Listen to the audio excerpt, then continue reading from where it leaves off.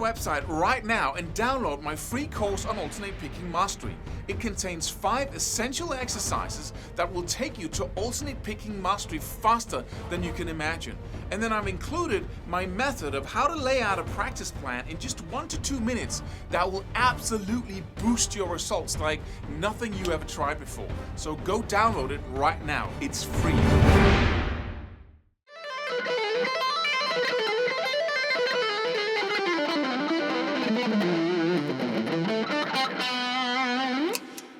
When you practice legato, you very often have a tendency to have pick strokes that are much louder than your legato action. So when your hammer-ons and pull-offs are working, then we tend to be able to hear the pick strokes much louder than the hammer-ons and pull-offs. And that's simply because you get an attack. You have this sound. You have a noise, basically. And that noise is also the signature sound of the instrument. Without that noise, it sounds much more like a violin or a flute or a keyboard because we miss that attack sound. But when you practice legato, you should practice, in order to get a really effective technique, really have very light pick strokes.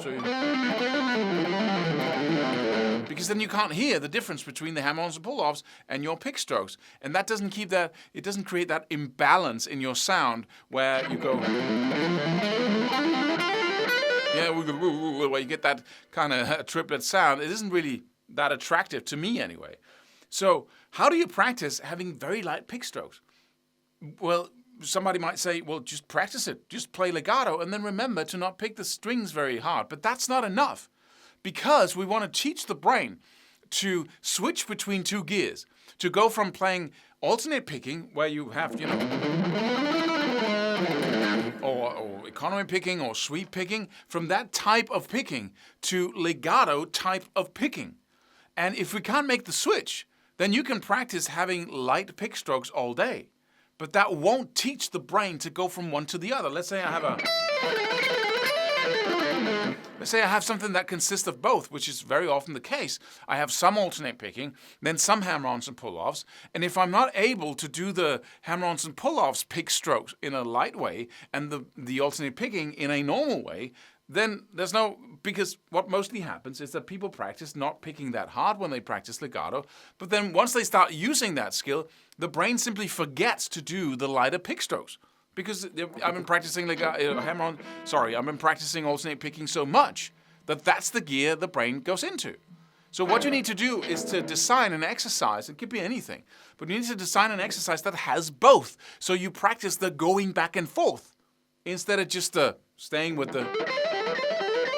Right? So you could take any lick or sequence that you can play both with hammer-ons and pull-offs and with alternate picking. You could do something like... let me see. Let's just take 6 notes up, right? You can play that on 2 strings. I got the 8th, the 10th, and the 12th fret on both the B and E string in this case. All right? And I can practice them with alternate picking. Just alternate picking all the way, or I can just hit the first note on each string and do hammer-ons. Let's go both ways. Let's do... Right? And just pick the string shifting, or pick every single note. So if it was hammer-ons and pull-offs, I would go pick, hammer-on, hammer-on, pick, hammer-on, hammer-on, pull-off, pull-off, go to a new string. So pick, pull-off, pull-off, right? And alternate picking gives itself. It's just down, up, down, up, down, up, da, da, da, da, da, right? So one of each. So you go alternate picking all the way.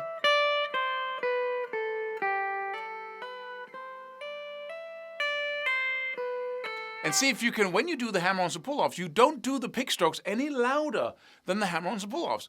The alternate picking will be louder than the hammer-ons and pull-offs. And you need to listen for that balance in your sound. So you go...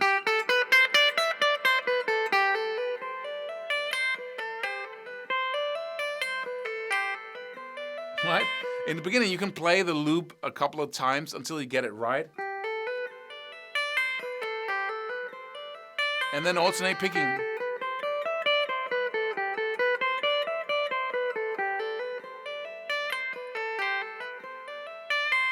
And you also this exercise also tends to give you the need or the urge to play the hammer-ons and pull-offs really forcefully.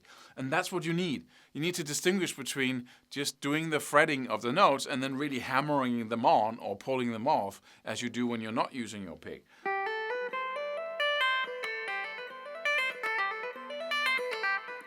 And alternate picking.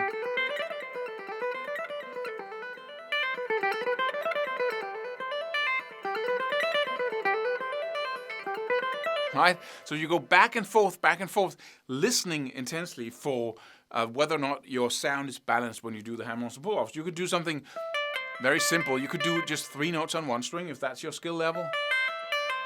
Hammer on, pull off, hammer on, pull off, or pick the whole thing. Down, up, down, up, down. And then just pick the first note, even though you don't have to, because you can also hammer it on.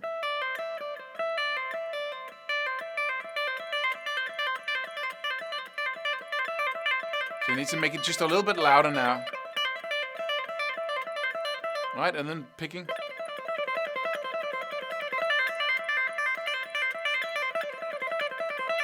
Right? So it's a really effective exercise that's actually going to teach you to have the right loud or the right strength in your pick strokes when you do hammer-ons and pull-offs. We got a new program out called Super Legato. It's an old vintage recording with me doing some really cool legato stuff with, legato and super legato, as we chose to call it, where we only use the left hand and muting the strings with our right hand.